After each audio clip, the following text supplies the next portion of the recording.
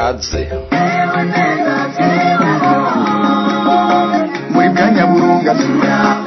kaze wumviritse ukuri wahishijwe kugira ntutere imbere.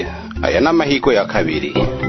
Bimenye Burundi Communication Center ni kazoza kuri twe. Iganiro ni bimenye naco bitwaye. Mugitegurirwa na Tadenziga Masabo, mugishikirizwa n'ishirahamwe Bimenye Burundi Communication Center BBCC. Bimenye Burundi Communication Center ni kugawe, ni kuganje, ni kugabarundi twese. Tagarusagambe ugwaruka turi nyuma yawe.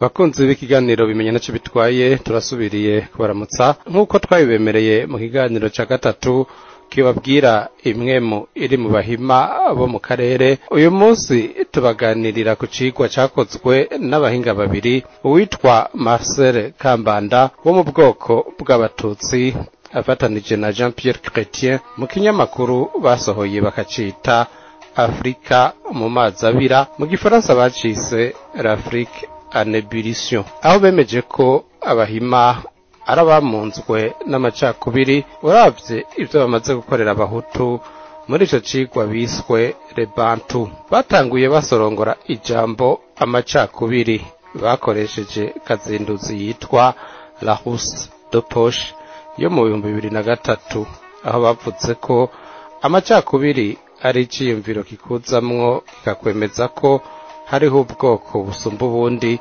canke umugwi w'abantu usumba ubundi, ugacubaho ufise inyifato yo gukengera abandi. Umuntu rero afise uko kwemera aca yitwa umunyamacakubiri, no mu kubaho kwiwe akavyerekana. Babanje gutahura ko abahutu atanamwe bigeze bigishwa ko ubwoko bwabo bwoba bufise ico busumvya abandi y'isi ivikagera. Nta namwe vyigeze biboneka ko bitwara nk'uko baba basumvya ubutora abandi. Muri make nta macakubiri bafise muri bo, nta na hamwe biranaboneka ko bagendera kuri yo. Ariko ku rundi ruhande, abo bahinga babiri muri kahise baremeje ko abo mu bahima tutsi bafise aho bigishijwe n'abakoroni bafatanije n'abamenyeshamana ko boba ari ubwoko busumba ubundi, kandi bagiye nago baca babaho bakengera ababantu hamwe n'abatwa. Haraheze hafi ibinjana bibiri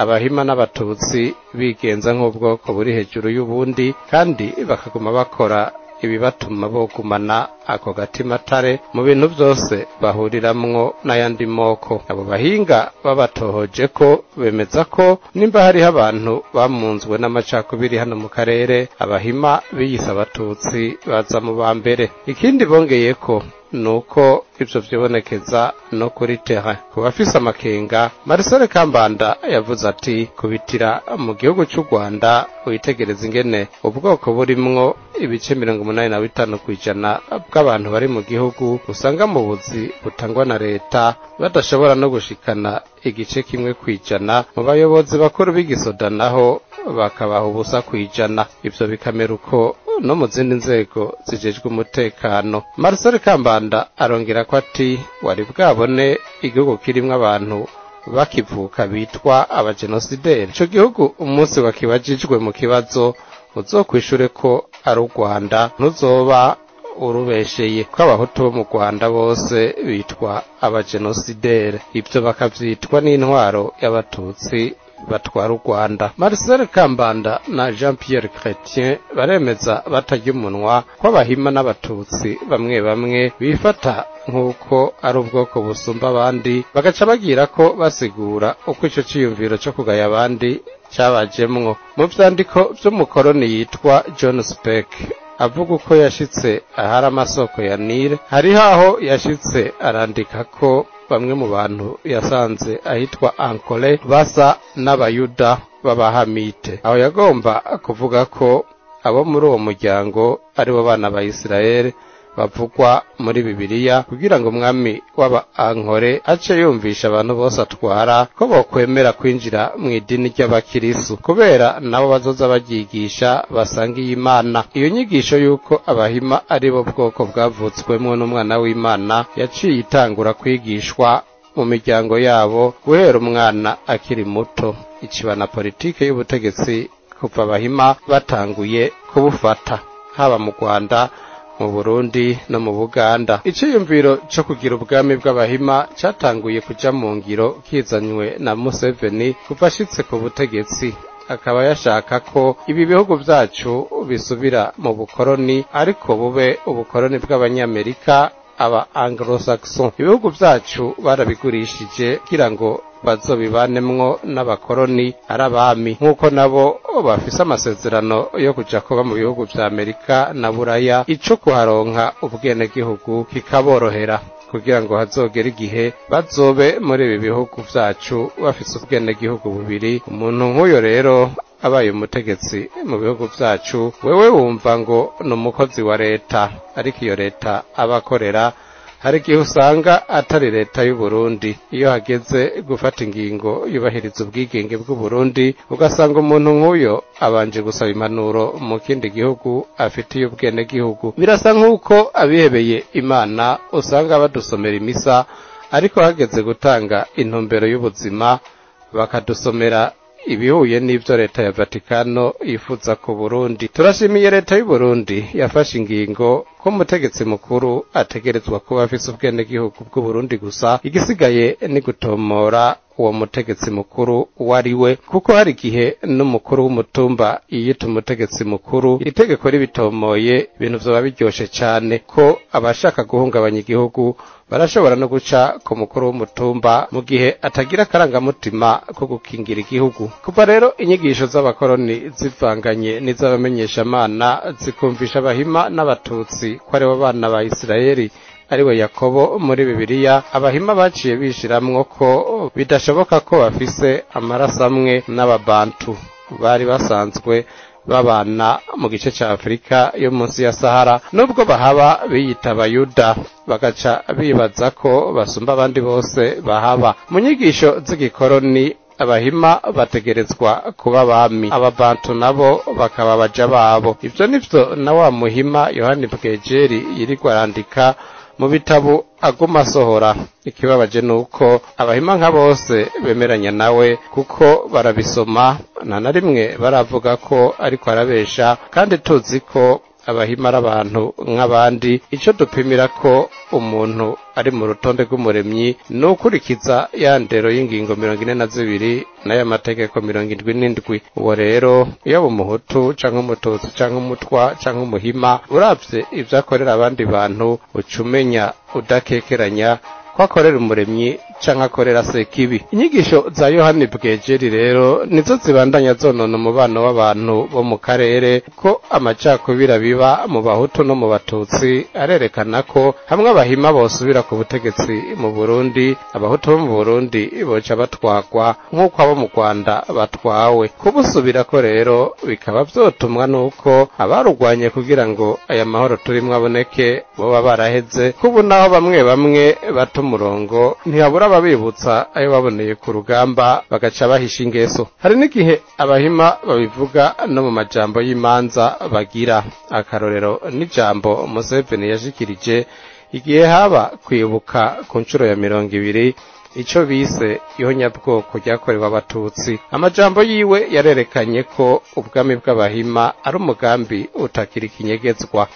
Yavuze ati, Rwanda along Burundi, Uganda, part of northwestern Tanzania, eastern Congo, western Kenya, is part of the Great Lakes area that has since several millennia been occupied by the Indo-Lacustrine Bantu, Nilotics, Nilo-Hamitic, and the Sudanic people. The Rwanda people are themselves Bantu people, part of the Indo-Lacustrine Bantu. Tubibutse ko politike yose ya Empire Hima iri mu mutwe wa Museveni, kandi ko yarahiye ko azova ku butegetsi abishize mu ngiro, bidakunze naho akazoburaga wa muhungu wiwe Muhozi Kainerugaba yagira umukuru w'ibiro bikuru vy'igisirikare. Turasubiyemwo uwo mugambi mubisha kuba waramaze kumenyekana n'intambwe. Urunganwe rwacu ntibazopfa badusubije mu buja tuzogwana gushika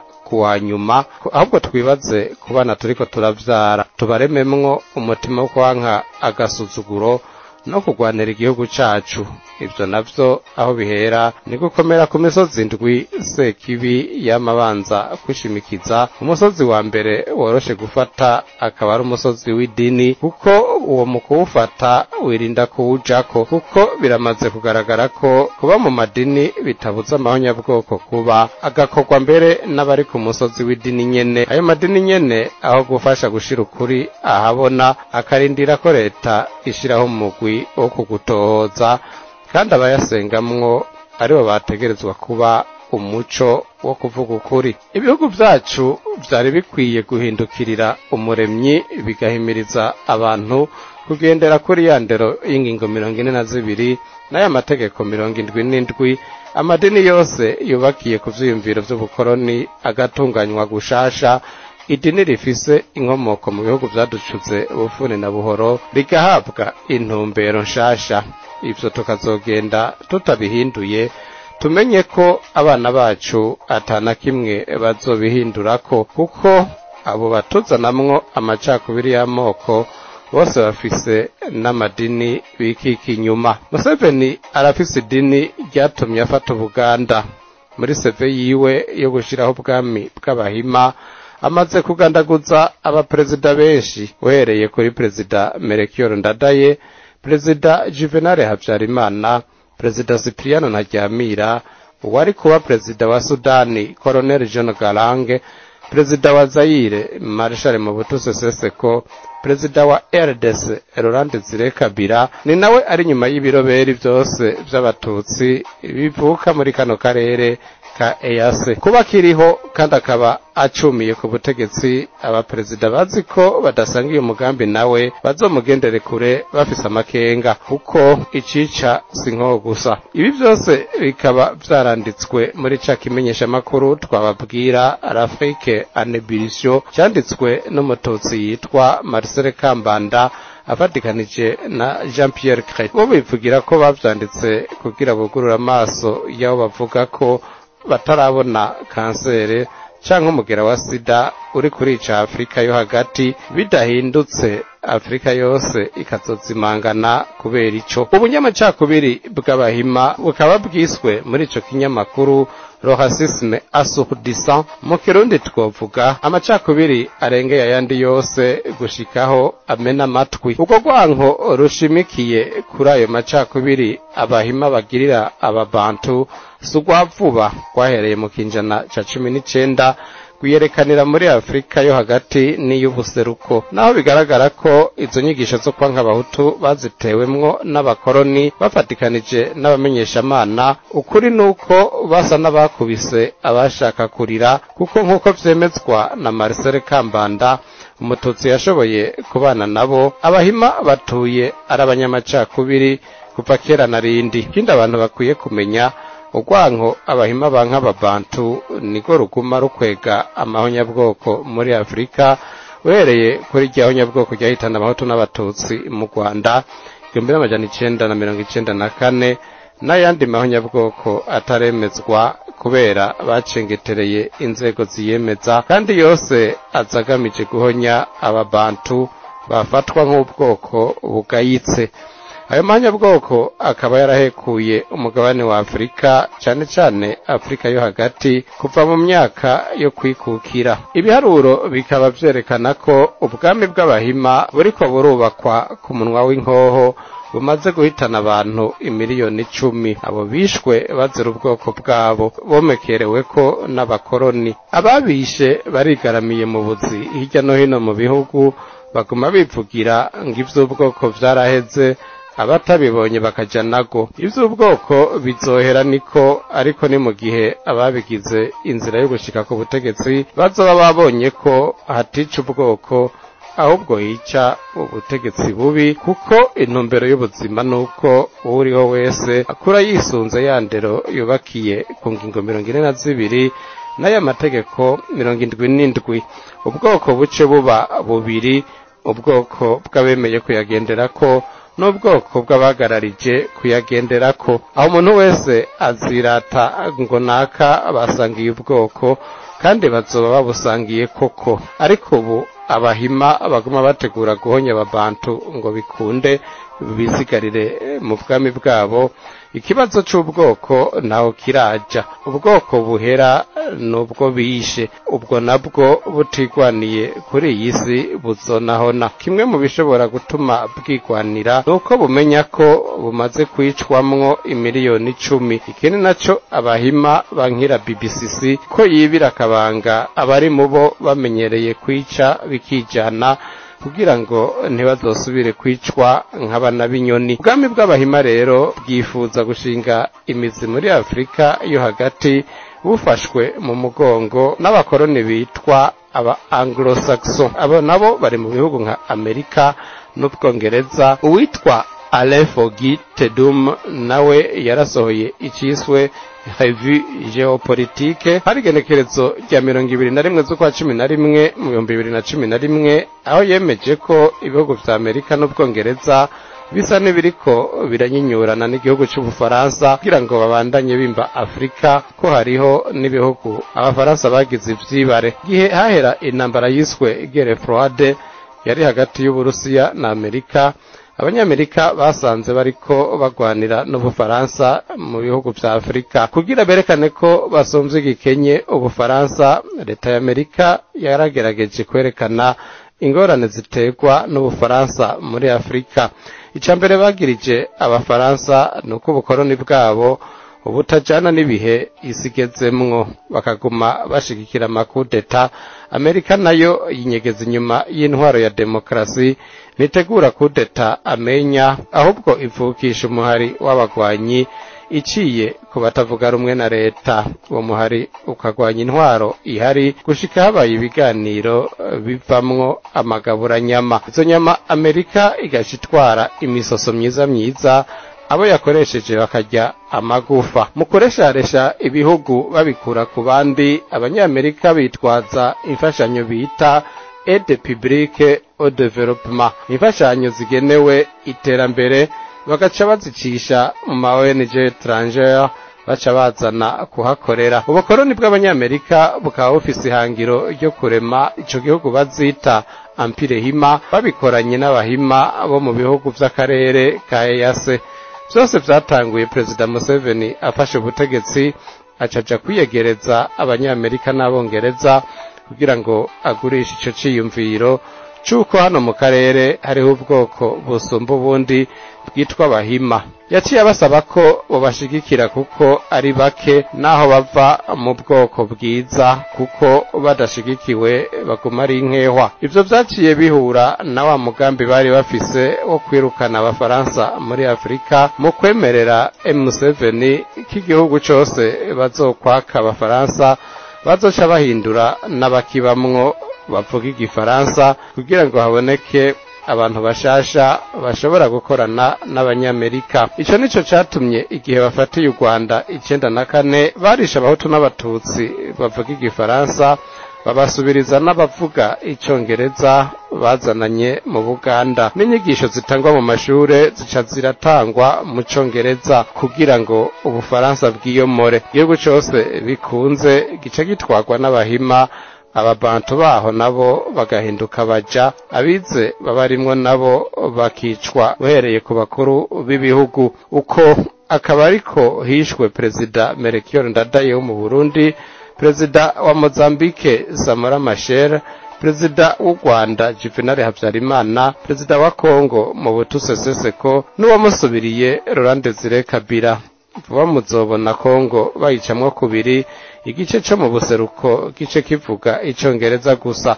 Ivyo bakabikora babanje kwica Abahutu. Ubu ivyo bamaze gufata bakaba bamaze kwica abarenga imiliyoni 10 nkuko twabibabwiye. Abandi bishwe bakaba banditswe mu gitabo ciswe Mapping Report kiryamye mu kabati ka Nations Unies, kuko ababishe ari ntakorwa ko atuzobabwira ababifisemwe uruhara mu kiganiro gikurikira. Nta nkeka kutabuze ico usigaranye mu bishobora kuguteza imbere. terera iki kiganiro gishikire n'abandi uzoba ufashije abandi nabo bashikirwe n'izi nyigisho.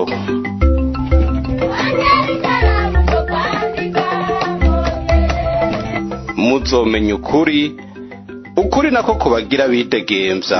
Bimenye ntacyo bitwaye. Wowe ushaka kwidegemvya muri mwemu, umviriza ikiganiro bimenye ntacyo bitwaye. Bimenye Burundi Communication Center. Sagambe, urwaruka turi inyuma yawe.